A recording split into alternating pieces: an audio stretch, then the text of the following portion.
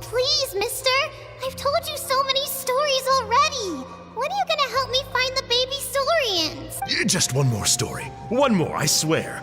Why don't you tell me more about that ball of fire? I heard that there was a huge transparent ball of fire that used to burn 500 years ago, 1,000 years ago, maybe even further back than that. Oh, you mean Turnfire. That's where the ancient name Malipo comes from. Oh, wow. So it was the origin of an ancient name. That's impressive. Uh-huh. There's a story behind every ancient name. The legend goes that the Turnfire first appeared in the era of the Grand Alliance. It was used by the tyrant Och Khan to rule over Natlan and oppress anyone who opposed him. Turnfire is different from normal fire. If you get set on fire with it, you'll feel horrible burning pain from behind you, but you won't die from it right away. And whatever you do, you mustn't turn back to look at it. Why? What happens if you turn back? As soon as you turn around, poof! You get burned to a crisp. Well, good golly gee. I mean, it's one thing to singe someone's clothes, but burning people alive?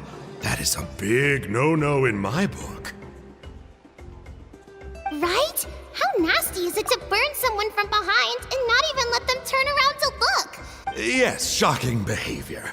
Now, let me guess. Eventually, a valiant hero came to save the day? That's usually how these stories go. Good guess, Uncle Glasses. Seems like you really know your stuff. The hero was called Yupanqui. He's the ancestor of our tribe. Yupanqui was friends with Och Khan the Tyrant, and also Shibalanke, the first Pyro Archon. He was working as an ordnance officer for the Grand Alliance at the time. He didn't like how Och Khan was such a cruel tyrant, so he stole the Turnfire and threw it at the Och Khan's army.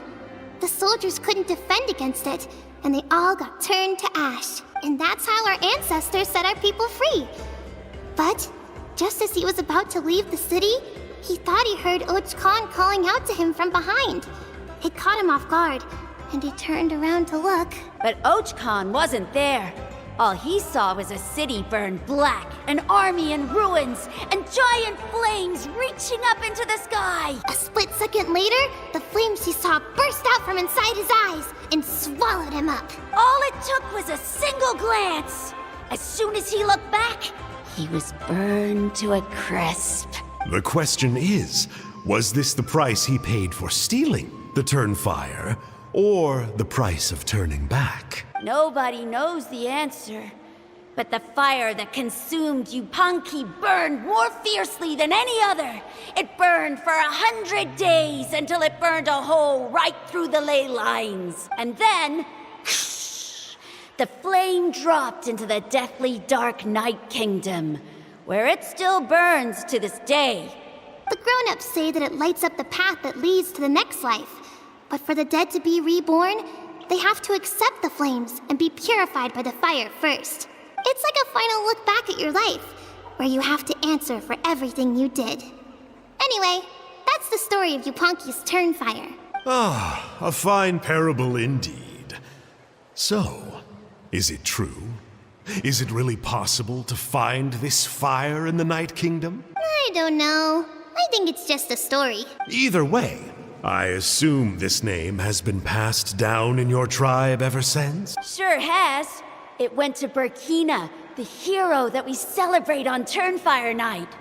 But that was 500 years ago. Yeah, and now it belongs to Kinich. So we often call him Malipo Kinich. Kinich, huh? All right, Uncle Glasses, that's enough stories. Now, can you please go find the baby Saurians for us like you promised? I would, but doesn't the Legend of the Turnfire teach us not to look back? Let's not go dredging up the past. Tell me more about this Kinich guy.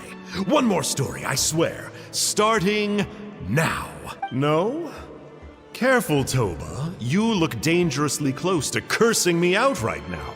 Tut tut. We can't have that. Cursing is for grown-ups only. Uncle, you'd better not be trying to trick us, or the Turnfire will get you when you die. How would it get me if I'm outside of Natlan? Uncle Glasses isn't from here, you know. Unlike you. Huh? Wait. Is that? All right, kiddos. I'm a man of my word. 2 of my friends are on their way here, and, yeah, they'll help you out on my behalf. Work them like dogs, okay? That's what they're here for. Don't go easy on them just for my sake. Really? Well, first, can you tell us your name? We met at the foot of this cliff, so beneath the peaks, let's go with Sanka. Seriously? If you don't believe me, turn around and see for yourselves. They're right behind you. Huh? Where?